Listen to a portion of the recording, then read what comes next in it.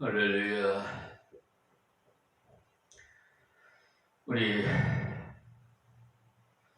유튜브 방송을 시청하시는 세계 만민 여러분, 이 새벽 기도 시간에도 여러분에게 문안드립니다. 주님의 이름으로 문안드리오니 오늘도 주 안에서 승리하시기를 바랍니다.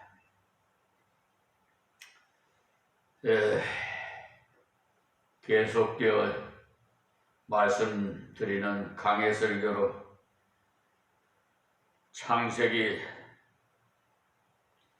이제 5장으로 넘어가겠습니다. 4장에서는 가인과 아벨, 아담의 아들 중에서 대표적인 두 사람을 들어서 그들의 그 자취를 살펴봤어요. 하나님의 은혜를 사모하는 그 믿음으로 살았던 계열인 아벨. 그런데 이 아벨은 죽었기 때문에 하나님께서 다시 셋이라는 귀한 아들을 주셨어요. 그래서 오늘의 말씀에서는 셋의 계통이 계속 나오는데, 그리고 가인은 자기 스스로 하나님을 섬겨보겠다 해서 하나님 말씀대로 하지 않고 자기 생각대로 하나님을 섬기다가 결국은 하나님 앞에 쫓겨남을 당한 그의 생애를 우리가 대조해서 기록한 것이 4장이었어요. 이제 5장에서는 아벨의 계열, 곧 셋의 계열에 대한 것을 족보로 기록했는데, 어떤 사람은 이 5장에 나오는 사람들의 그 연령을 가지고 계산해갖고 인류의 역사가 몇 년이 되었을 거라고들 하는데, 그것은 아주 무모한 생각들입니다. 왜냐하면 여기 나오는 족보는 우리에게 연수를 가르쳐 주기 위해 기록한 것이 아니고 하나님의 은혜의 그 내력을 기록한 역사성을 말해주는 것입니다. 그렇기 때문에 그 의미를 깊이 연구해야 돼요. 마태복음 1장에도 보면 예수님이 족보가 기록되어 있는데 빠진 사람들도 있잖아요. 14대요 하고 기록해 두었지만은 중요하지 않은 인물들은 다 뽑아놨어요. 그렇기 때문에 그 족보대로 연대를 계산하면 틀려요. 그러니까 하나님께서 역사를 가르치려고 기록하게 하신 것이 아니고 하나님의 구원의 진리를 가르치시려고 기록했기 때문에 구원 역사에 필요한 것만 기록하게 했어요. 창세기 5장에서 볼 수 있는 것 같이 아담이 900 몇 살을 살면서 자녀를 낳았으니까 그 숫자가 굉장히 많아요. 그러나 그 중에 셋이 아는 그 사람을 아담이 직계로 기록하세요. 물론 셋 앞에도 아담에게 많은 자녀들이 있어요. 그런데 왜 셋을 기록했느냐 하면 그것은 혈통이 문제가 아니고 믿음의 직계라는 것입니다. 그래서 이세의 집에도 아들이 8명 있었지만 그 중에도 하나님께서 보실 때 8째 아들이 이세의 대를 이을 자라는 것입니다. 그래서 그에게 기름을 부어서 왕으로 삼으셨어요. 또 다윗의 아들도 많은데 그 중에서 솔로몬을 기름 부어 왕되게 했어요. 솔로몬도 맏아들이 아닙니다. 아들들 중에서도 굉장히 뒤에 태어난 아들이 어떤 의미로 보면 희한한 일처럼 보이죠. 왜냐? 다윗이 죄를 지어서 얻은 아내가 바로 솔로몬의 어머니 바세바 아닙니까? 그래서 솔로몬의 그 형은 다윗의 범죄를 말미암아 태어났기 때문에 죽었어요. 그 다음 다윗이 회개하고 태어난 아들이 이 솔로몬인데 하나님께서 지어주신 이름이 여디디야라고 했어요. 하나님의 사랑을 입은 자라는 뜻의 이름입니다. 여디디야가. 다윗이 회개했을 때 하나님께서 사랑하는 자녀를 주셨어요. 그래서 다윗은 다른 아들을 다 제쳐놓고 하나님의 뜻대로 솔로몬 왕으로 삼았어요. 인간적으로만 생각하면 이해가 안 돼요. 그 때문에 이 족보를 읽을 때도 하나님께서 구원의 계통을 중심으로 해서 기록하게 하였음을 알아야 해요. 그러니까 하나님께서 이 세상에 만민이 있지만 그 중에서 교회를 중심으로 해서 세상을 흐르게 했어요. 세상 사람들은 이런 말을 들으면 대강 웃긴다고 하죠. 에? 교회가 얼마나 되면 성도가 얼마나 된다고 하겠지만 그러나 세상이 아무리 커도 하나님께서는 사람들 중에서 하나님을 바르게 믿는 바르게 걸어가는 그 사람들을 중심으로 해서 역사해요. 오늘 내용이 이름이 많이 나와서 그 이름 하나하나를 소개하더라도 몇 주일을 할 수 있겠지만 그러나 그렇게 하면은 성명 철학처럼 되니까 별로 좋은 것이 못 될 것 같아서 그렇게는 하지 않겠습니다. 여기에 나오는 사람들이 이름들이요 다 히브리어로서 뜻이 다 있어요.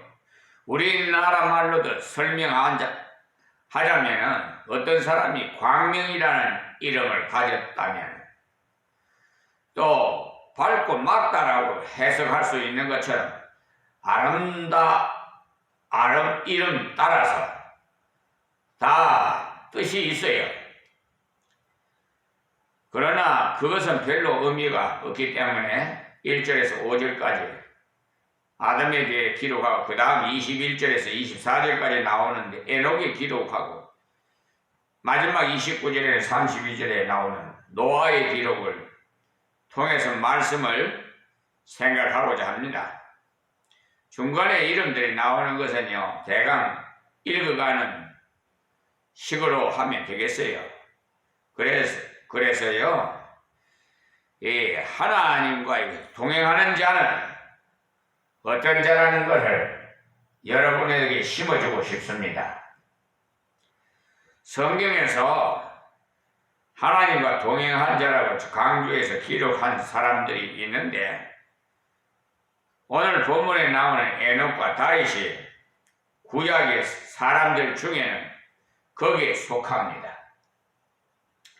이 두 사람이 하나님과 동행하는 삶이 대개 가장 표식적으로 기록된 사람입니다.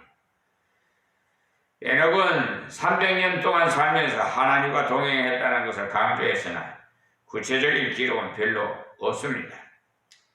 그러나 다윗은 사무엘 상하, 열왕기 상하를 읽어 한번 보시면 아주 구체적으로 나와 있어요. 전쟁하러 가기 전에 먼저 하나님께 갈까요 말까요? 기도하고 출발했어요. 우리도 이렇게 다윗처럼 본을 받으라고 기록한 거예요. 그러니까 기도해야 되겠죠? 무슨 일을 하든지 오늘도 새벽에 나오셔서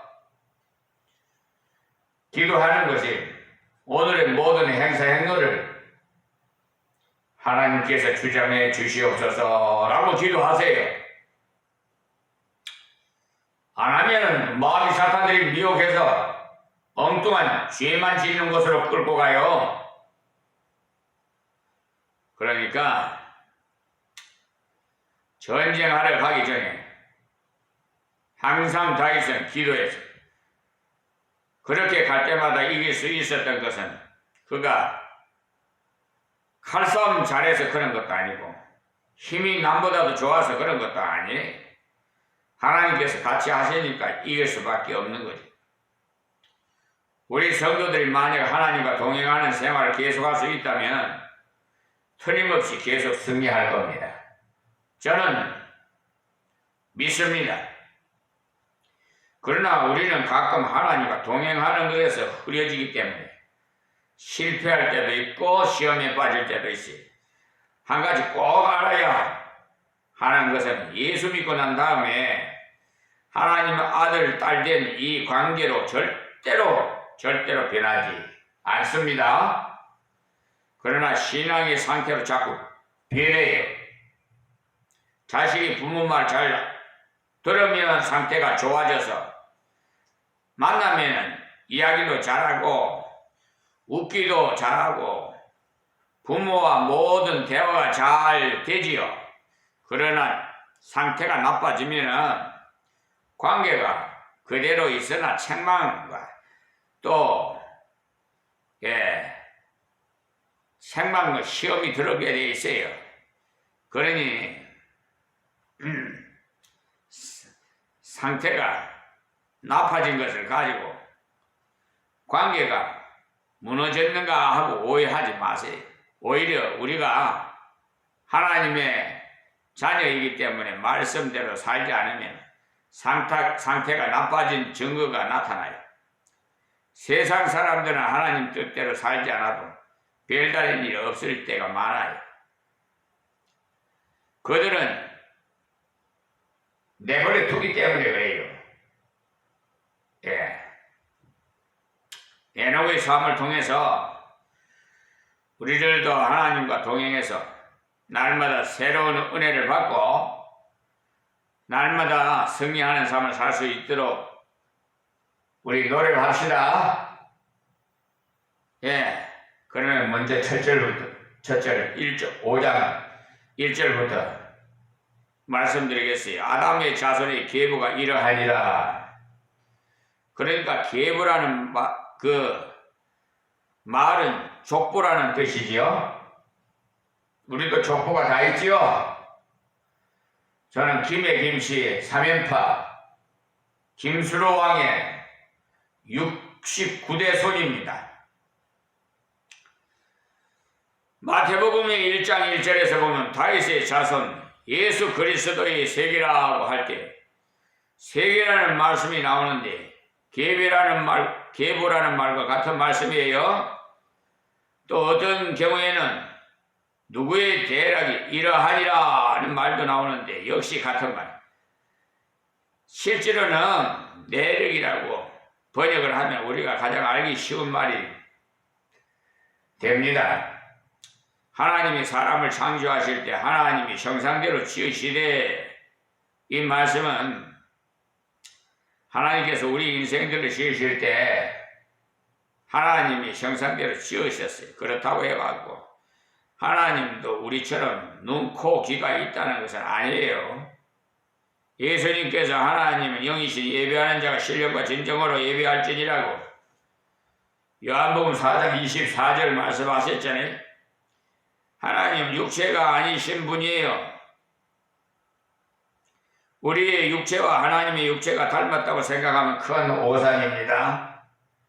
하나님의 형상은 닮았다는 것에 대해서 지난번에 1장, 2장을 그 말씀 드릴 때, 다 말씀드렸어요. 다시 반복해서 에베소서 4장 23절, 24절을 한번 참고해 말씀드리겠습니다. 오직 심령으로 새롭게 되어 하나님을 따라 의와 진리와 거룩함으로 지으심을 받은 새 사람을 입어라 그랬어요. 그러니까 하나님의 형상대로 지으심을 받았으나 죄를 범함으로 타락되었는데 이제 예수 믿어갖고 하나님의 형상이 회복된 사람은 바로 의와 진리의 거룩함으로 새 사람을 입으라고 했어요. 하나님께서 모든 것을 옳게만 다스리. 그래서 처음 아담과 하와가 지음받았을 때는 무슨 일에나 옳게 판단할 수 있고 옳게 살아갈 수 있는 능력도 있었고 진리를 바르게 알 수 있었을 뿐만 아니라 진리대로 살아갈 수도 있었어요. 그러나 지금의 우리는 진리를 알아도 주님의 은혜로 주시는 능력이 아니고는 진리대로 살 수가 없어요. 성령의 도우심 없이는 아무도 진리를 알아도 진리대로 살 수 없어요. 그래서 의와 진리 거룩함으로 지으심을 받은 새 사람을 입으라고 말씀하신 거예요. 그러니까 형상이라는 것이 영적인 의미를 가졌다. 그것을 강조하는 거예요. 아담과 하와가 지음을 받았을 때 하나님의 형상대로 의와 진리로 거룩한 자로 지음을 받았다는 거예요. 모든 만물에서 구별된 거룩한 자로 지음을 받았어요. 그러니까 한 사람의 영혼과 이 세상 모든 만물과 바꿀 수가 없어요. 그만큼 한 사람의 영혼이 귀중한 것은 하나님의 형상대로 지음을 받았기 때문에 그래요. 어떤 사람을 저주와 욕을 하면 안 되는 그게 왜 사람이 사람을 함부로 이렇게 욕을 하면 안 되느냐 하면 그것은 하나님 형상대로 지음을 입은 사람이기 때문에 그래요. 에베소서 3장 9절에서 12절을 보시면 이것으로는 입으로 말이에요. 우리가 주 아버지를 찬송하고 또 이것으로 하나님의 형상대로 지음을 받은 사람을 저주하나니 이랬어요. 이 말씀은 예수 믿는 우리들에게 주신 말씀, 예수 이름을 건세여 라고 거창하게 찬송 부르놓고는 또 그 입으로 형제를 욕을 하는 것 안 된다는 거지요. 왜냐하면 하나님을 찬송해놓고 하나님의 형상대로 지음받은 사람은 저주하니까 한 입에서로 찬송과 저주가 나는도다. 내 형제들아 이것이 마땅치 아니하니라. 샘이 한 구멍으로 어찌 단물과 쓴물을 내겠느냐.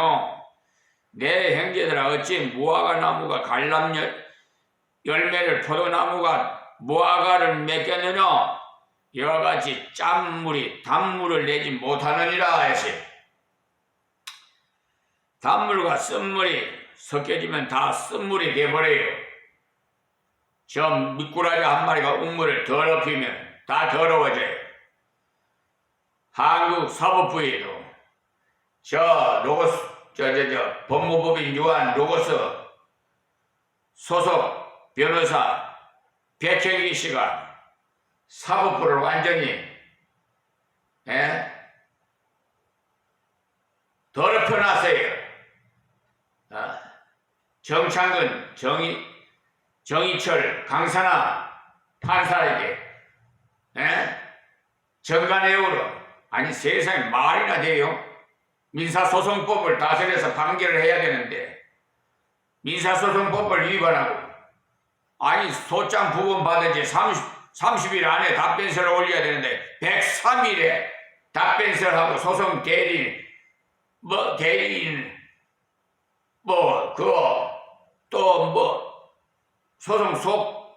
소송 비용 담보 제공 5건, 그것도 3건은 사기로. 여러분, 이게 말이나 됩니까, 이게? 이게 한국 사법부예요?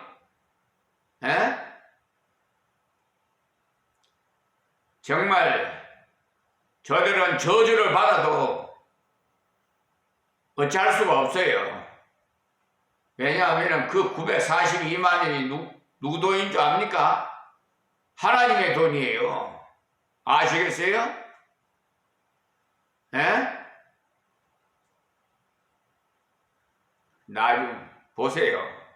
그 집안이 어떻게 되는지 이 세상에 살면서도 어떤 후손까지 어떤 결과가 나타나는지 거기에 과담 관련된 주범자들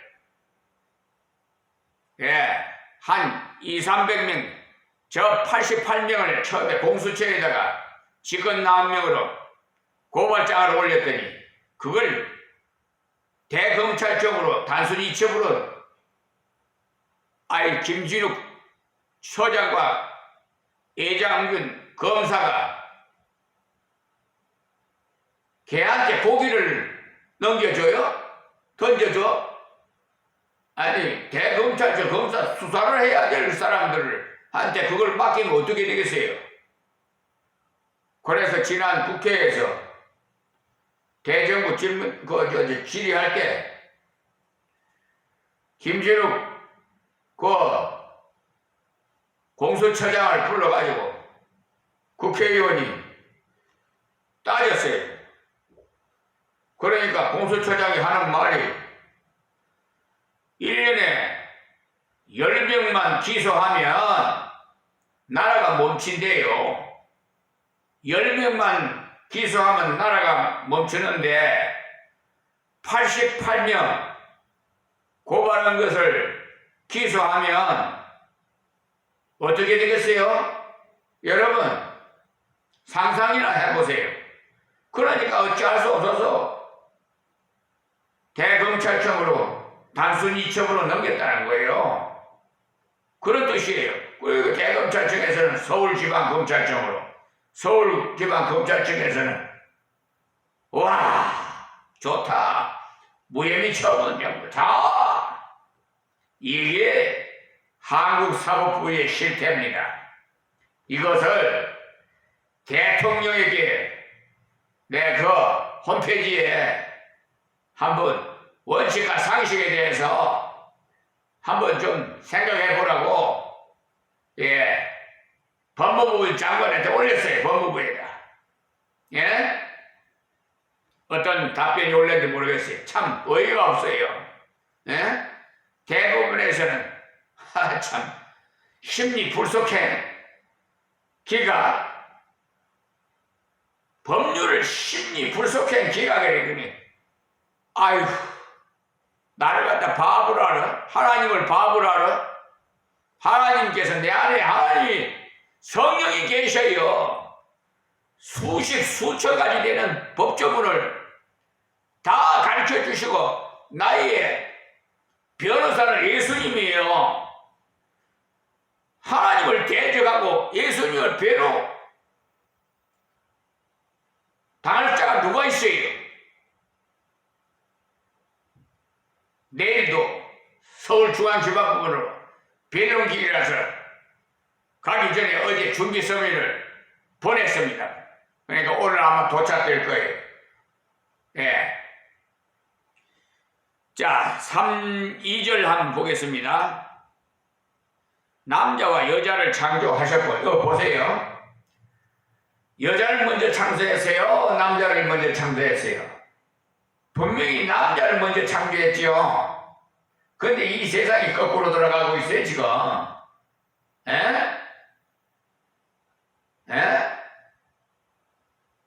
여자를 목살 안수를 해, 남자를 머리에다가 손을 얹고 기도를 해? 그렇게 돈이 좋아? 안수하는데 돈벌이 하려고 그래? 그 목사 안수하려면은 감사의 예물을 드려야지. 하하 참. 여의도 순복음교회는 여자 목사 안수를 하는데 50몇 명 중에서 40몇 명은 여자 목사 안수, 남자 세 사람이 안수했더라고요. 내 뉴스를 봤어요. 그래요. 마음대로 하세요. 우리말 성경에는 그냥 남자와 여자라고 되어 있지만 원어에는요 일남일녀로 창조하셨구라고 했어요. 예? 이걸 똑바로 알아야 돼요. 한 남자 한 여자라는 것을 강조해 두셨어요. 우리말 성경에는 남자와 여자라고 좀 부드럽게 되어 있는데 한 남자 한 여자라고 하면은 문학적으로 좀 딱딱하다 해서 그렇게 번역한 거죠. 그러나 한 남자 한 여자라고 읽으면 훨씬 더 강세한 뜻이 되죠. 하나님께서 일남일녀로 창조하셨기 때문에 우리 성도는 음행한 연고 외에는 결코 이혼을 못해요. 유대인 중에 어떤 사람은 예수님을 시험해서 넘어뜨릴 양으로 이혼을 해도 됩니까? 안 됩니까? 라고 물었지요. 그래서 예수님께서 대답하기를 뭐라고 했어요? 모세가 어떻게 너희에게 명하였느냐? 반문했지요.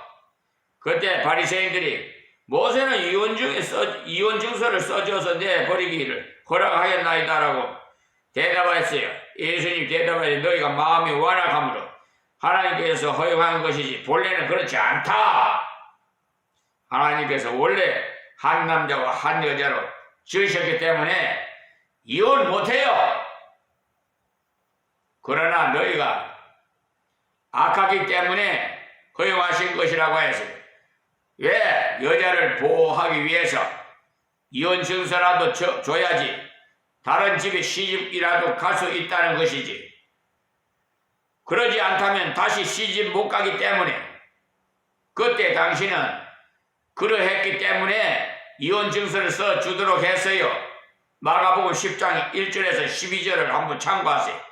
하나님께서 일남일녀를 지으신 것은 가정의 신성을 처음부터 강조하시고 가정이 바로 서야 나라가 바로 서고 예? 가정이 편안해야 나라가 편안해요. 그들이 창조되던 날 하나님이 그들에게 복을 주시고 그들의 이름을 사람이라 일컬으셨더라 그랬어요. 이 사람이라는 말은요 흙이라는 뜻이에요. 흙. 사람이란 말과 아담이란 말은 같은 말이에요. 그러니까 아담이란 말이 흙이란 말이에요. 지금 말로 하면 대문자로 써 놓으면서 아담의 이름이고 소문자로 써 놓으면 읽을 때 사람이라는 말이에요. 히브리어로는 아담이라는 말이 사람이고 이걸 읽어지고 흙이라고도 된다는 말이에요. 아담아 하는 것과 흙덩어리야 하는 것이 같다는 거예요. 하나님께서 사람을 지으시고는 왜 이름을 이렇게 지으셨을까? 그것은 인생이 자기의 비천함을 바르게 알아서 하나님께 겸손히 순종하게 하기 위해서 그렇게 이름을 주셨어요. 여러분 흙 중에도 여러 종류가 많아요. 예? 그 중에 제일 가치 없는 흙이 무엇이에요?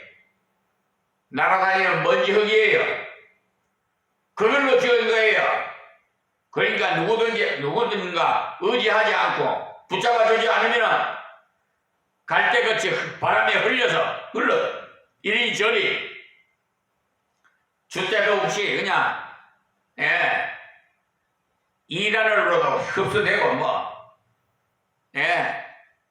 마귀 사탄에게도 미혹당하고 그렇습니다. 죄 짓고 하나님께서 사람을 지으시고 참 왜 이름을 이렇게 지었을까? 그것이 인생이 자기의 비천함을 바르게 알라고 지어졌어요. 그래서 겸손히 순종하게 하기 위해서. 우리도 항상 이것을 알아야 돼요. 욥기를 한번 읽어보면 흙집에 사는 우리가 무엇이 대단하겠느냐라고 욥기서 4장 19절에 말씀했어요.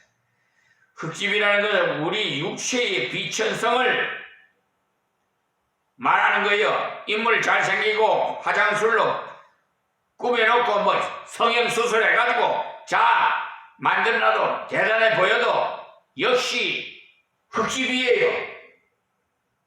하나님께서 그것을 알게 하시려고 너는 흙이다 해서 흙아라고 부르실 때, 나는 흙과 같이 부족한 존재인데 내게 하나님의 형상인 영혼을 주셨으니 감사하다는 것을 알고 순종의 사람이 되도록 하시려고 이름을 아담이라고 지어주셨어요. 다음 절은 거기에는 완전히 다른 모양이 나오는데 다음 시간에 말씀드리겠습니다. 하나님 고맙고 감사합니다. 이 새벽에 주신 말씀 유튜브 방송을 듣는 모든 세계 만민들 귀를 열어 듣게 하옵시고 하나님 말씀의 법칙을 지켜서 일남일녀로 행복한 가정을 이룰 수 있도록 도와주시옵소서. 예수님의 이름으로 기도합니다. 아멘.